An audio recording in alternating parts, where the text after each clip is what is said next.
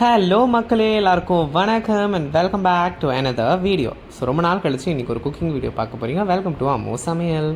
So இன்றைக்கி நம்ம சேனலில் ஒரு இன்ட்ரெஸ்டிங்கான ரெசிபி பார்க்க போகிறோம். And here is my mom எல்லாத்தையும் ரெடி பண்ணிகிட்டு இருக்காங்க தேவையான பொருள்லாம். ஸோ வாங்க வீடியோக்குள்ளே போகலாம்.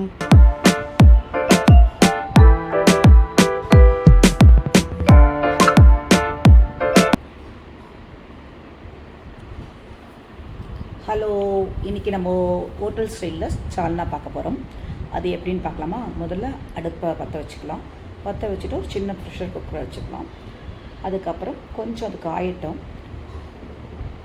காஞ்ச உடனே அதுக்கு தேவையான எண்ணெய் எடுத்துப்போம். இப்போ தான் காஞ்சிருக்கு, கொஞ்சம் எண்ணெயை எடுத்துக்கலாம். எண்ணெய் கொஞ்சம் லைட்டாக சூடாகட்டும். ஸோ இன்றைக்கி நாங்கள் வந்து சிக்கனில் செய்கிறோம். நீங்கள் உங்களுக்கு வேணால் மட்டன் கூட செஞ்சுக்கலாம். சூடான ஒன்று லைட்டாக சூடானா போதும். சூடான ஒன்று அதில் வந்து பட்டை, பிரிஞ்சி இலை, மிளகு, கொஞ்சம் சீரகம், சோம்பு, பட்டை இல்லை, அதனால் பட்டைத்தூள் போட்டிருக்கேன். ஸோ அதாவது எல்லா ஹோல் ஸ்பைசஸ் மாதிரி எடுத்துக்கோங்க. எல்லாத்தையும் போட்டு லைட்டாக வதக்குங்க.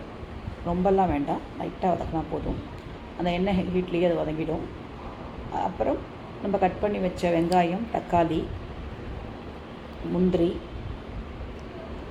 புதினா, கொத்தமல்லி எல்லாத்தையும் ஒன்றாவே போட்டு வதக்குங்க. முந்திரி அண்ட் ஒச்சக்கல்லாம் வந்து பார்த்தீங்கன்னா கொஞ்சம் திக்னஸ் கொடுக்கறதுக்காக கிரேவிக்கு, அண்ட் கொத்தமல்லி புதினாலாம் ஃப்ளேவருக்காக. அதாவது முந்திரி இல்லைன்னா ஆப்ஷனலாக உடச்சக்கல்ல போட்டுக்கலாம். இது எல்லாத்தையும் போட்டுட்டு லைட்டாக வதக்குங்க. ஒரு 2 நிமிஷம் வதக்கினா போதும். ரொம்பலாம் வதக்கணும்னு அவசியம் கிடையாது. ஏன்னா நம்ம திரும்ப அரைச்சிட்டு திரும்ப நம்ம குழம்பு பண்ண போகிறோம். ஸோ ஓரளவுக்கு வதங்கினா போதும். ஓகேவா? அது வதங்கிட்டு இருக்கும்போதே நம்ம அடுத்தது போட வேண்டியது மிளகாய் தூள். காரத்துக்கு ஏற்ற மாதிரி, அதாவது அதோட அளவுக்கு ஏற்ற காரத்துக்கு போடுங்க. ஒரு 1.5 ஸ்பூன் போட்டுக்கோங்க. அப்புறமா கொஞ்சம் பிரியாணி மசாலா, இல்லைன்னா கரம் மசாலா, இல்லை சிக்கன் மசாலா, எதுவாக இருந்தாலும் போட்டுக்கோங்க. போட்டுட்டு கொஞ்சம் வதக்கிக்குங்க. வதக்கிட்டு அதுக்கு தேவையான அளவு 1 ஸ்பூன் உப்பு எடுக்கும்போது ஒரு சின்ன ஸ்பூன் வச்சுக்கோங்க. உப்பு சர்க்கரைக்கலாம். அப்போ தான் நம்ம அளவு வந்து அதிகமாகாமல் இருக்கும். சின்ன ஸ்பூனாக போட்டிங்கன்னா நமக்கும் சேஃபாக இருக்கும். உப்பு, காரம் அதெல்லாம் எப்பயுமே அளவாக சாப்பிடுங்க. ஸோ தட் நம்ம ஹெல்த் கான்ஷியஸாக இருக்கணும். ஓரளவுக்கு ஸ்பூன் கொஞ்சம் சின்னதாக வைக்கும்போது உங்களுக்கு அளவு அதிகமாக ஆகாது. அடுத்தது தேங்காவை நறுக்கி வச்ச தேங்காவை போட்டுக்கோங்க. ரொம்ப வேண்டாம், ஒரு 2 சில்லு இருந்தால் போதும். அதை சின்னதாக கட் பண்ணிவிட்டு நல்லா வதக்கிக்குங்க.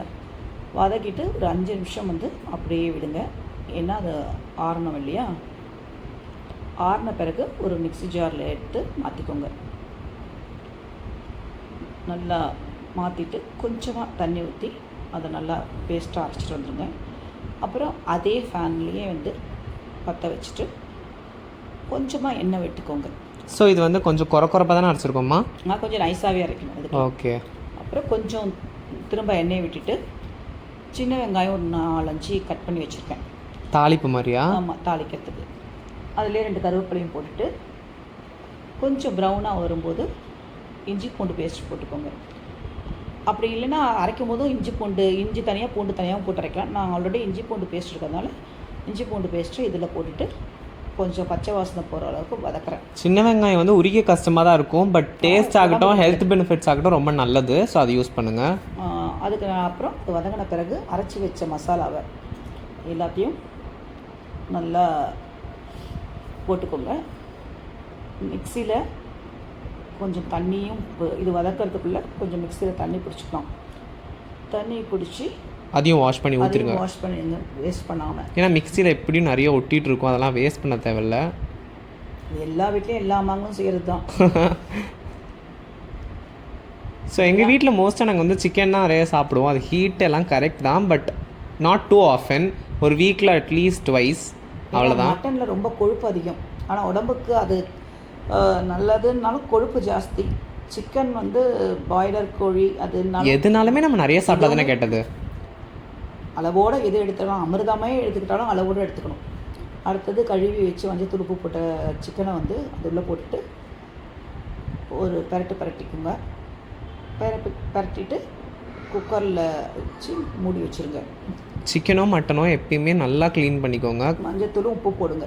அப்போ தான் வந்து அதில் இருக்கிற க்ரீமியோ இல்லை அந்த மட்டன் அந்த நீச்சி மாசம் வராது. குக்கரை போட்டுட்டு 2 சவுண்டோ அந்த ஆஃப் பண்ணிவிட்டு அப்புறம் நீங்கள் திறந்து பார்த்தீங்கன்னா ஹோட்டல் ஸ்டைலில் ஆஹா, வாசமே நல்லா வீசுது. பார்த்தாலே தெரியும், எண்ணெய் அப்படியே மிதக்க ரொம்ப யம்மியாக தெரியுது. இதோடு நீங்கள் தோசை, இட்லி, அண்ட் இந்த சால்னா நாங்கள் எதுக்கு வச்சோம் நீங்கள் வந்து கேட்கலாம், இதுக்கு என்ன தொட்டு சாப்பிடுவீங்கன்னு. இன்னைக்கு ஆப்பம் தான். ஒரு சூப்பரான ஆப்பம் ரெசிபி அடுத்து வருது. ஸோ மறக்காமல் அதையும் பாருங்கள். நாங்கள் எதில் பண்ணியிருக்கோம்னா அதில் தான் வந்து இம்பார்ட்டனே, அதை வந்து நீங்கள் அந்த வீடியோவில் பாருங்கள். ஸோ இதே மாதிரி நிறைய இன்ட்ரெஸ்டிங்கான மாவு அரைக்கல, ஆனால் ஆப்பம் ரெடி. ஸோ இதே மாதிரி நிறைய இன்ட்ரெஸ்டிங்கான வீடியோஸ்க்கு ஸ்டே டியூன்.